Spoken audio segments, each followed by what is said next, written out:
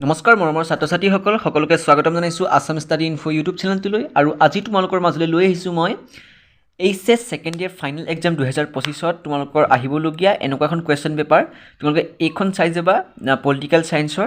তো তোমালোকে নিজৰ বহি উলিয়াই ভালদৰে লিখি লোৱা কুৱেশ্যনকেইটা মই এফালৰ পৰা তোমালোকক গাই দিম তোমালোকে ভালদৰে কুৱেশ্যনকেইটা গুৰুত্ব সহকাৰে চাই যোৱা আৰু নতুনকৈ চেনেলটোলৈ চেনেলটো ছাবস্ক্ৰাইব কৰিবা নটিফিকেশ্যন বেলটো অলপ ক্লিক কৰি দিবা এনেকুৱা ধৰণৰ তোমালোকৰ কুৱেশ্যন এনচাৰ ভিডিঅ' পাই থাকিবা আৰু অলৰেডি মই বহুতো ভিডিঅ' বনাই থোৱা আছে যদি নাই চোৱা তোমালোকে চাই ল'বা আৰু মই তোমালোকৰ ইনফৰমেশ্যন যিবিলাক আহি থাকে আপডেট সেইবিলাক তোমালোকক দি থাকোঁ তো তোমালোকৰ প্ৰথমটো কুৱেশ্যন মন কৰিবা প্ৰথমে ক শাখা আহিলে সমসাময়িক বিশ্ব ৰাজনীতি এইটোৰ পৰা আহিলে তোমালোকৰ প্ৰথমটো কুৱেশ্যন মন কৰিবা নিম্নলিখিত প্ৰশ্নসমূহৰ যিকোনো ছটাৰ উত্তৰ লিখা যিকোনো ছটা তোমালোকৰ উত্তৰ লিখিবলৈ আহিব এক নম্বৰ আহিব তোমালোকৰ প্ৰথমটো কুৱেশ্যন আহিছে যে ভাৰতে অৰ্থনৈতিক সংস্কাৰ কোন চনত কৰিছিলে ভাৰতে অৰ্থনৈতিক সংস্কাৰ কোন চনত কৰিছিলে তো তোমালোকৰ উত্তৰটো চাবা 1991 চনত কৰিছিলে এইটো এটা খুবেই গুৰুত্বপূৰ্ণ কুৱেশ্যন এইটো কুৱেশ্যন হৈ গ'ল তাৰপিছতে কুৱেশ্যন নম্বৰ বি আহিলে ইউৰোপীয়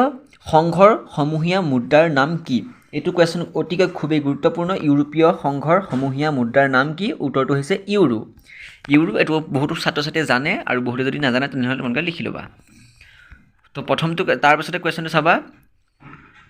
বিশ্ব পৰিৱেশ ভালদৰে মই পিডিএফটো দেখাই দিছোঁ বিশ্ব পৰিৱেশ দিৱস কোন তাৰিখে উদযাপন কৰা হয় এইটো সকলোৱে জানা 5 জুন তাৰিখে বিশ্ব পৰিৱেশ দিৱস উদযাপন কৰা হয় এফ নম্বৰ কুৱেশ্যনটো আহিছে যে কোনখন বসুন্ধৰাৰ শীৰ্ষ সন্মিলনে পৰিৱেশৰ বিষয়টো বিশ্ব ৰাজনীতিত গুৰুত্বপূৰ্ণ বিষয়ৰূপে চিহ্নিত কৰে এইটো এটা খুবেই গুৰুত্বপূৰ্ণ কুৱেশ্যন আৰু উত্তৰটো হৈছে ৰাষ্ট্ৰসংঘৰ পৰিৱেশ আৰু উন্নয়ন সন্মিলনে তাৰপিছতে কুৱেশ্যনটো আহিলে জি নম্বৰ কুৱেশ্যনটো কোন চনত আছিয়ান আঞ্চলিক মঞ্চ গঠন কৰা হৈছিলে উত্তৰটো হৈছে 1994 চনত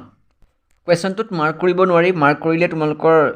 জুম নহয় চি নম্বৰ কুৱেশ্যন চাবা মানৱ নিৰাপত্তাৰ প্ৰতি যিকোনো নতুন ভাবুকি এটা লিখা উত্তৰটো হৈছে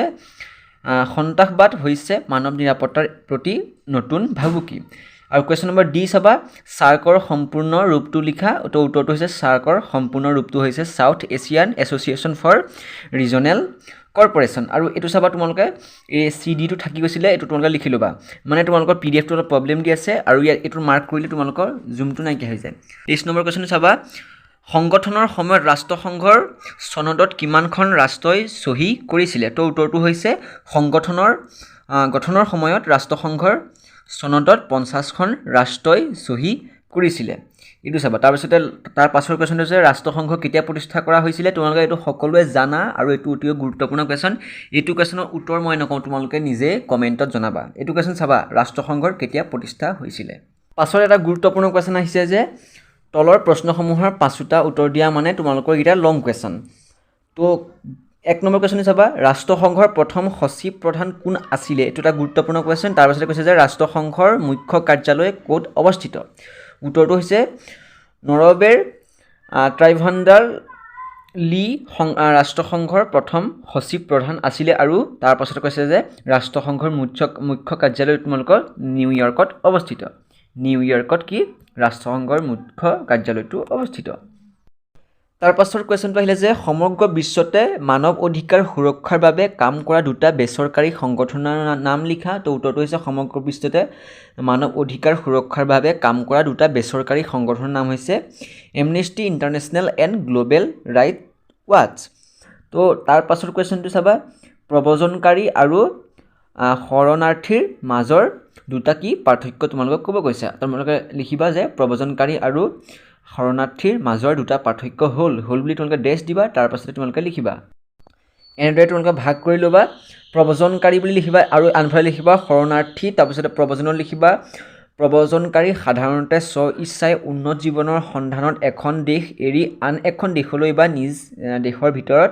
এখন ঠাইৰ পৰা আন এখন ঠাইলৈ যায় তাৰপিছত শৰণাৰ্থী লিখিবা কিন্তু শৰণাৰ্থীসকল হ'ল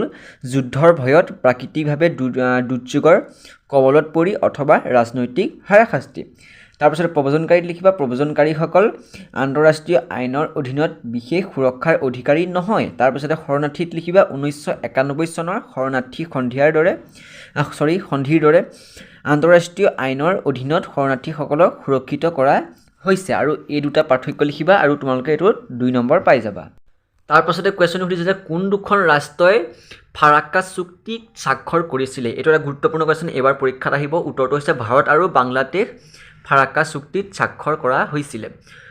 কুৱেশ্যন নম্বৰ ডি আহিছে পৰিৱেশ সজাগতা মানে কি তো উত্তৰটো লিখিবা পৰিৱেশ সজাগতা মানে হৈছে পৰিৱেশৰ প্ৰতি লোকৰ সচেতনতা বৃদ্ধি কৰা পৰিৱেশৰ সংৰক্ষণ আৰু সুৰক্ষাৰ প্ৰয়োজনীয়তা সম্পৰ্কে জনসাধাৰণক সজাগ কৰা ই পৰিৱেশত হোৱা দূষণ প্ৰাকৃতিক সম্পদৰ অপচয় বনজ সম্পদ ধ্বংস আদি সমস্যাসমূহৰ বিষয়ে মানৱ জাতিক সজাগ কৰি তোলে আৰু কৰ উন্নয়নৰ দিশে আগবঢ়োৱা লক্ষ্য কৰে তো এইকেইটা হৈছে আজি পলিটিকেল কুৱেশ্যনকেইটা আৰু নেক্সট ইয়াৰ পাছৰ কুৱেশ্যনকেইটা লৈ আহিম তোমালোকে ভিডিঅ'সমূহ চাই থাকিবা চেনেলটো ছাবস্ক্ৰাইব কৰিবা তো আজিলৈ ইমানেই আজি অলপ প্ৰব্লেম দিলে PDF-টোৱে তো তোমালোকে বেয়া নাপাবা